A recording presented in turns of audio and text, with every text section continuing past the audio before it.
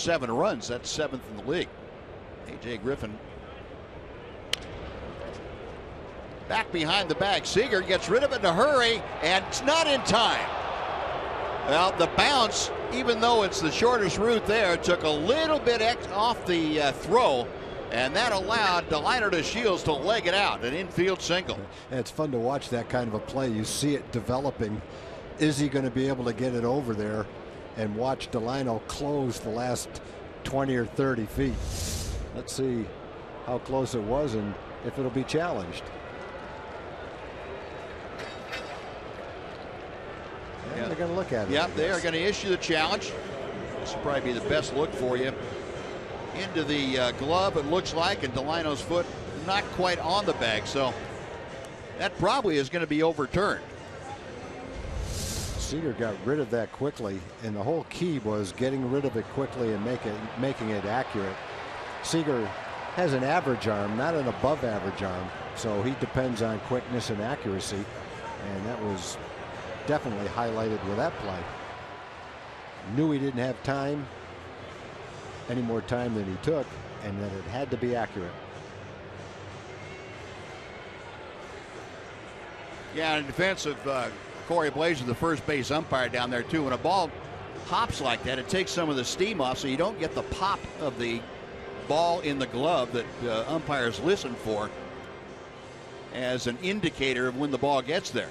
They're watching the foot when the foot hits the bag and listening for the ball to pop in the glove, and without that extra steam on there, probably hard to tell. A muffled sound. Well, the headsets on. The crew chief Jeff Nelson, along with Corey Blazer, who made that call, hooked up to the replay command center back in New York. Remember, the call on the field is safe, and it has to be clear and convincing video evidence to overturn it. Yeah, it's still a close play to overturn it. I guess when they're looking at the shots that we have, his foot, the toes are pointed up. He kind of reached for the bag. Where did his heel impact the bag before? It's obvious when his toe came down that the ball was in the glove, but was the heel on the bag before? Where's that heel impactor? Right there. And couple that with where the ball is in the glove.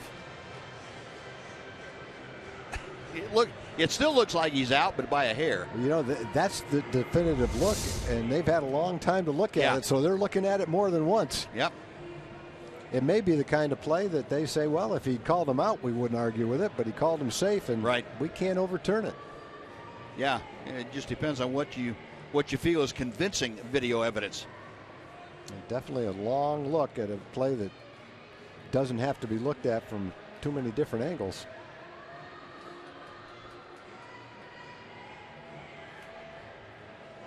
But it's a big play because he's the leadoff hitter with speed. Scoreless game. One out, nobody on, or man on first, nobody out. Middle of the order coming up. And meanwhile, Taijuan Walker's having to kind of wander around behind the mound, all around the mound. And cool day, you might have a little trouble staying loose. I like the Mariner uniform, the way he wears it with those striped socks. That's looking pretty nice. Everyone else wears their pants down except for Walker.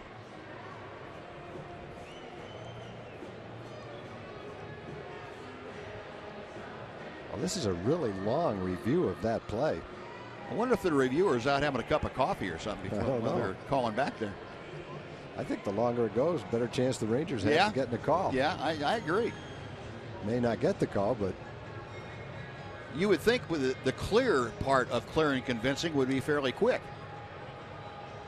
And it looks like Jeff Nelson's getting ready to take the headset off, and it is safe. I've got to believe that's a stands result where there just wasn't enough video evidence to overturn it. It wasn't clear and convincing. I agree with you, Tom. If they'd called it out to begin with, they probably would have stood too. Yeah, probably would have stood too.